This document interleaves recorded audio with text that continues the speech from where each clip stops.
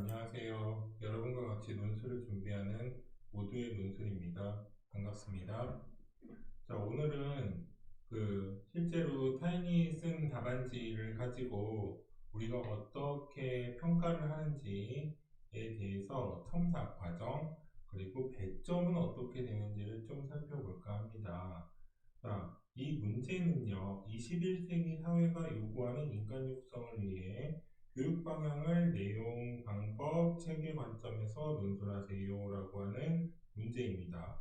이게 비단 교육계 혹은 교육부 산하에 해당하는 혹은 교사에 해당하는 내용만 들어있는 것은 아닙니다. 왜냐하면 우리가 오늘 이 문제를 통해 알아야 하는 것은 기본적으로 문제는 무엇을 요구했고, 그리고 요구한 사항에 대해서 우리는 어떻게 대응해야 하는지를 살펴보는 겁니다. 자, 하나의 시사점이 나온다면 여러분들이 논술을 준비하는데 도움이 되시겠죠. 자, 첫 번째로 문제가 요구한 게 무엇인지를 좀 읽어봅시다. 21세기 사회가 요구하는 인간 육성. 자, 어떤 인간을 육성하고자 하느냐를 사실은 문제가 물어보진 않았지만 답안지에는 써야 되는 겁니다.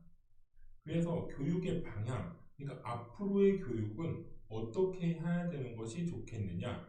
내용 하나, 방법 둘, 체계 3. 자, 이 세 개가 본론에 쓰여져야 할 것이고, 그리고 21세기 사회가 요구하는 인간 육성이라고 하는 게 아마 서론에 해당하겠지요. 그리고 이 관점을 모두 분석한 뒤에 하나의 결론을 내야 할 겁니다.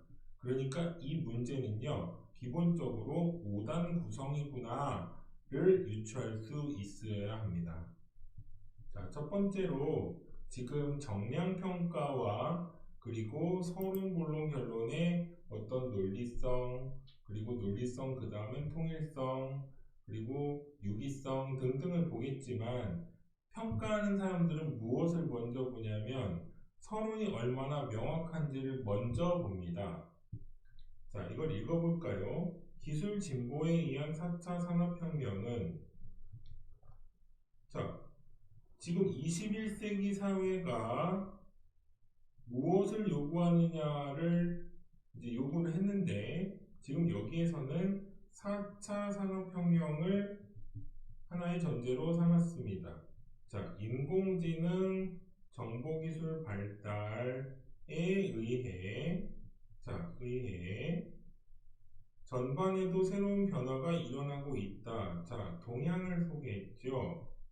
이에 미래사회에 대응하기 위해 능동적이고 개성이 있는 학생으로 육성해야 하는 교육 방향도 변화되어야 한다. 자, 지금 여기에서 뭐가 빠져 있는지 혹시 보이나요? 지금 문제에서 요구한 21세기 사회가 무엇을 요구하고 있느냐를 지금 첫 요구사항으로 내놓은 겁니다. 그러면 여러분들 흔히 논술을 공부하실 때 맨 처음에 배우는 게 뭐냐면 두 갈씩으로 써라라고 하는 내용일 거예요. 그러니까 이 두 갈씩이라고 하는요, 글의 완성도의 문제도 있지만 일종의 그 채점을 하는데 그 채점자들에게 가독성을 높여주기 위해서 앞에 써달라고 하는 겁니다. 왜냐면 앞에 명료하게 나와주면 나머지는 부연 설명으로 편하게 읽는 방식이 있습니다. 이건 채점자들의 눈인데요. 그러면 쓰는 사람이 어떻게 쓰든 채점자들은 그냥 알아서 읽어주세요 방식인지, 아니면은 내가 이 답안지를 쓰면 무조건 읽게 할 거야 라고 하는 하나의 기본적인 태도가 되어 있는지를 사실은 평가를 합니다. 왜냐하면 첫인상이 너무 안 좋아요. 자, 4차 산업혁명, 인공지능, 정보기술의 발달에 의해서 자, 어떤 인간, 즉 사회가 어떤 인재를 요구하는지가 안 나와요.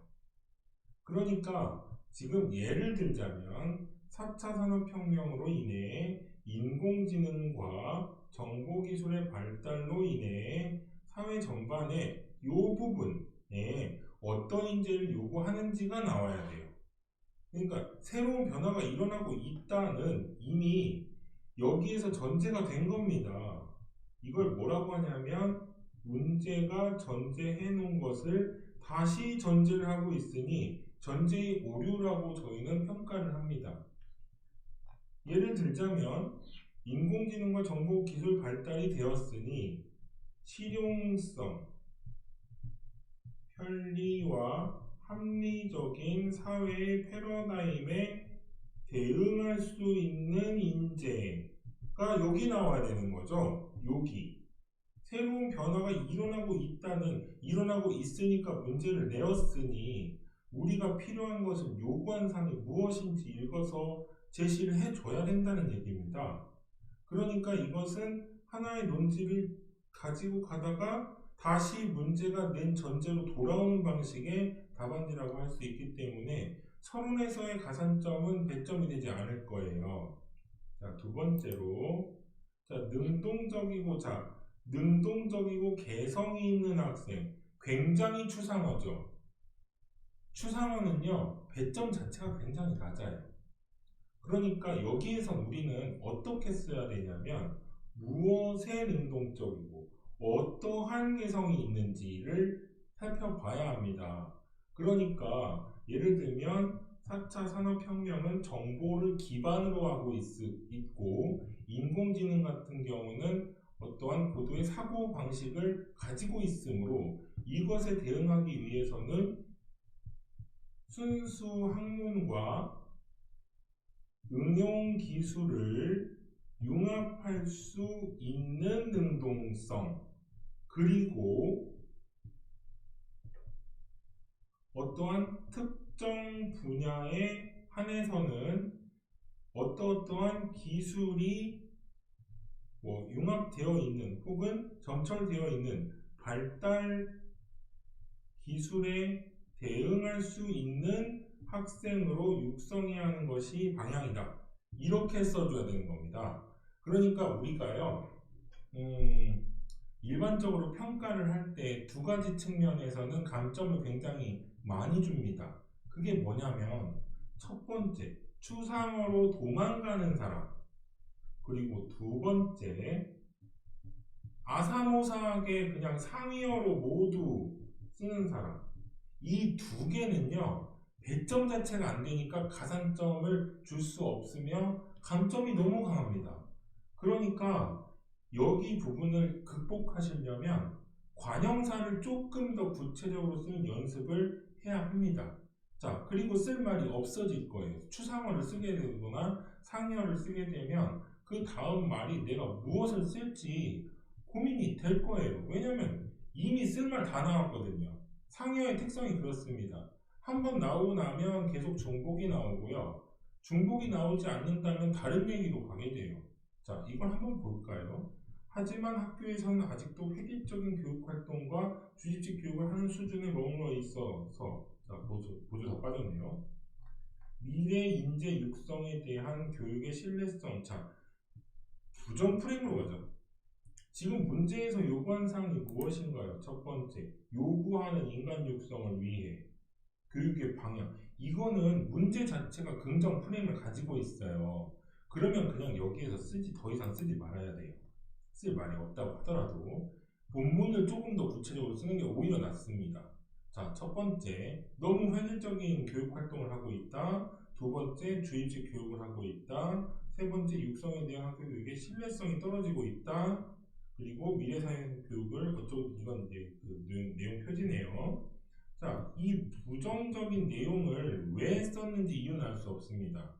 그러니까 차라리 이 얘기를 꼭 쓰고 싶다라고 한다면 획일적인 교육 활동과 주입식 교육, 그리고 신뢰성이 저하되고 있는 상황에서 우리 미래의 인재는 어떻게 되어야 한다라는 긍정 프레임으로 전환시키는 문장이 필요하고, 오히려 이 내용은 앞에 서론의 첫 부분으로 올라가야 될 겁니다. 그러면 이건 왜 이렇게 답안지가 나왔냐면 기본적으로 구성을 하지 않았다라고 저희가 보는 거예요. 평가하는 사람들이. 자, 여기까지 봤고요. 자, 2에 미래사에 필요한 학교교육 방향 내용, 방법. 관점에 대해 알아보고자 한다. 자, 이것은 내용 표지를 그냥 글자 수만 채워 넣은 내용 표지라고 할 수 있어요. 왜냐하면 문제를 읽고 내용 표지를 한번 읽어보세요. 똑같습니다. 자, 인간 육성을 위해 교육의 방향을 내용, 방법, 체계의 관점에서 논술하시오. 그리고 답안지에는 이에 미래사회에 필요한 학교교육 방향을 내용, 방법, 관점에 대해 알아보고자 한다. 왜 이렇게 쓰죠? 이건 내용 표지를 쓰는 방법을 모르셔서 그러는데 제가 알려드릴게요. 내용 표지라고 하는 건요. 밑에 나오는 내용에 기본적인 내용을 여기에다 압축해서 넣어주셔야 합니다. 그래야 좋은 내용 표지가 되는 거예요. 자, 밑에 내용을 봤을 때 한번 읽어보고 제가 넣어드릴게요. 자, 본론으로 가볼까요? 자, 기본적으로요. 우리가 논술 답안지라고 하는 것은 공식 글쓰기의 영역입니다. 그러니까 괄호라고 하는 것은 가능하면 문단의 첫 시작에서 쓰면 안 되는 거예요. 차라리 없애는 게 좋습니다. 제시문에서의 지식 기반 사회 변화 물결이 급속하게 일어나고 있는 사회에서 방향도 변화하여야 한다. 자, 이래서 문제를 냈는데 다시 전제를 하고 있죠. 자, 전제가 벌써 2번이나 나왔습니다. 그러니까 이것은 배점이라기보다는 그냥 그 글자 수를 좀 채웠다? 이런 개념으로 앞에서 내용 표지와 이 부분이 이제 나와 있어요. 그런데 지식 기반 사회, 물결이 급속하게 일어나고 있는 사회, 자, 이거 아무런 어떤 명료한 개념이 드러나지 않았어요. 이런 부분에서는요, 감점이 아니라 배점 자체가 안 되니까 점수가 낮은 거예요. 또 이어서 읽어보죠. 능동적으로 변화 또 나오네요. 능동적 변화. 4차 산업, 자, 앞에서 나왔죠. 자, 이렇게 글자 수가 계속 중복되고 내용이 중복되는 이유가 상위어를 선택해서 그래요. 상위어에는요, 기본적으로 여기에선 산업혁명이라고 하는 게 나오죠. 그러면 이게 상위어라고 봤을 때 하위어를 구성할 수 있는 단어들을 개요에 구현하신 다음에 작성하시는 것을 추천드립니다. 자, 그래서 부응하기 위한 교육의 방향을 내용 또 나오네요. 내용 표지. 표지도 역시 2번째 중복이 되었어요. 그러니까 지금 서론부터 지금까지 나와 있는 내용이라고 하는 거는 4차 혁명, 그리고 정보통신 기술 발달, 변화에 대응해야 한다. 그 얘기 한 문장을 지금 3번째 페이지까지 오고 있죠. 자, 이 답안지는 절대 피하셔야 됩니다. 내용 자체가 들어있어야 돼요. 그러니까 문제를 전제하고 중복하고 다시 써보면 기본 점수를 받고 그냥 끝나버리는 답안지가 되니까 이 부분에 대해서는 그 소스, 그러니까 우리가 답안지를 쓸 수 있는 최대한의 그 단어들을 구현해서 우리가 작성을 하셔야 됩니다. 자, 다음으로 가볼게요. 자, 내용의 관점을 이제 서술을 시작하셨습니다. 4페이지에서. 학교의 모든 교육활동은 삶과 연계된 학습으로 생각하는 힘을 길러주는 창의성 교육과 도덕성과 바른 인서차 또 상위어로 가죠. 그러니까 내용이라고 하는 걸 얘기해야 되는데 기본적으로 일반화된 삶에 있어서의 교육 얘기를 내용으로 보고 있습니다. 인성교육을 통해, 자, 내용은 인성, 조화롭게 이루어져야 한다. 인성과 조화로 내용이 들어가야 된대요. 그럼 교육 내용은, 자, 처음에 전제한 게 무엇인가요? 4차 산업혁명, 기술 발달, 정보통신 기술, 이걸로 얘기했으면 내용은 거기에 해당하는 내용이 돼야 됩니다.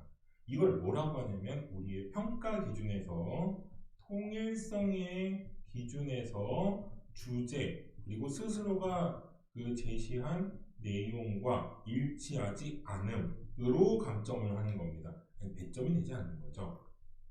자, 첫째, 교육에서는 창의성 교육은 실천 체험 중심으로 이루어져야 한다. 자, 지금 이것은 우리가 익히 알고 있는 실천 체험 중심, 그러면은 4차 산업혁명과 기술 그리고 지식 기반 산업과는 어떤 연계가 되어 있나요? 다음에 나오나요? 아, 안 나오네요. 자, 교수 기술을 통해 교육 방법과 자, 어떤 방법을 얘기하는지 쓰라고 했는데 지금 다양한 방법 첫 번째 기술을 통해 지식을 융합할 수 있도록 하고 자, 이게 어떤 답안지냐면요. 기본적으로 4차 산업혁명에 대해서 쓰고자 한 답안지가 아니라 일반적으로 우리가 교육이라고 하는 부분을 가지고 그 단어들을 좋은 단어들을 배치한 답안지라고 보는 겁니다.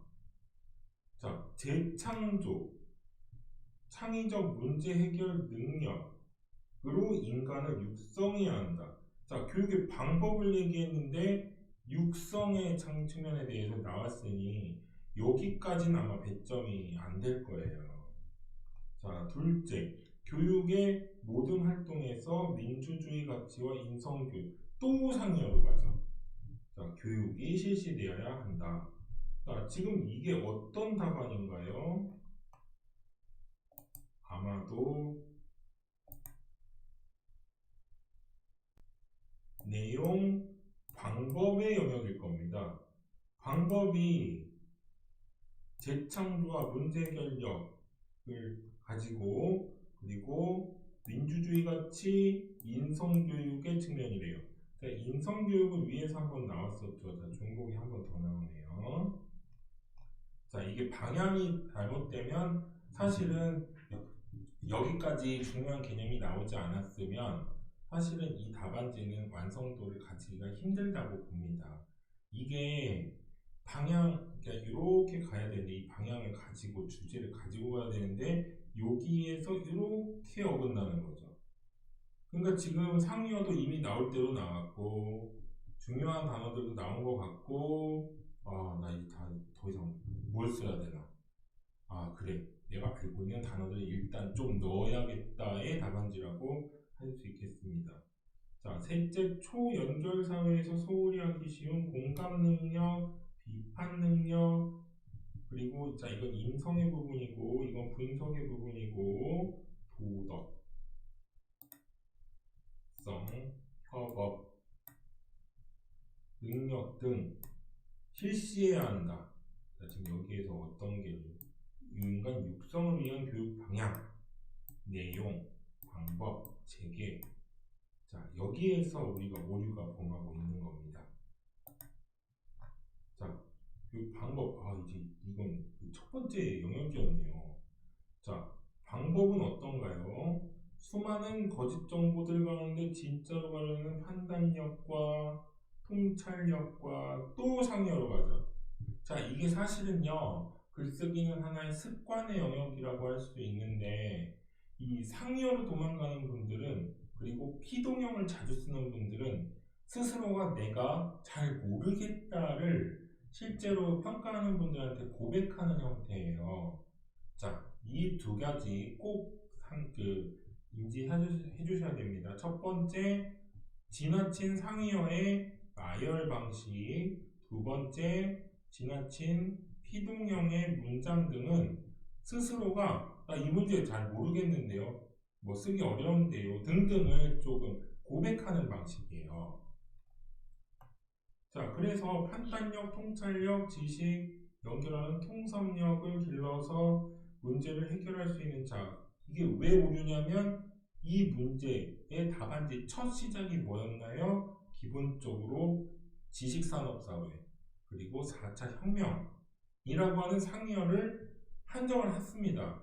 그럼 그 문제를 대응하기 위해서 어떤 방법이 필요하냐라고 했을 때 판단력과 통찰력과 통섭력을 기를 수 있는 어떤 방법이 적용돼야 되느냐가 사실은 답안지에서 나와야 돼요.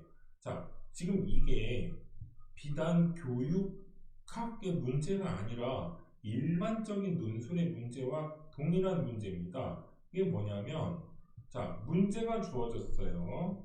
문제. 그리고 문제라고 하는 거는 사회적 담론을 포함을 하고 있습니다. 그래서 답안지를 작성하는데 서론 부분에서 내가 어떤 개념과 어떤 범위에서 작성하고자 한다를 제시를 해줬어요. 그러면 이 안에 있는 내용들이 본론을 쓰는데 사용되어야지 굉장히 상이어로 볼 수 있는 사회적 담론, 교육의 방향이라고 하는 큰 주제를 갖다가 쓰게 되면 점점 범위가 넓어지는 거죠. 중간쯤 쓰다 보면 이게 다른 그 방향으로 가는 걸 스스로가 알게 될 거예요.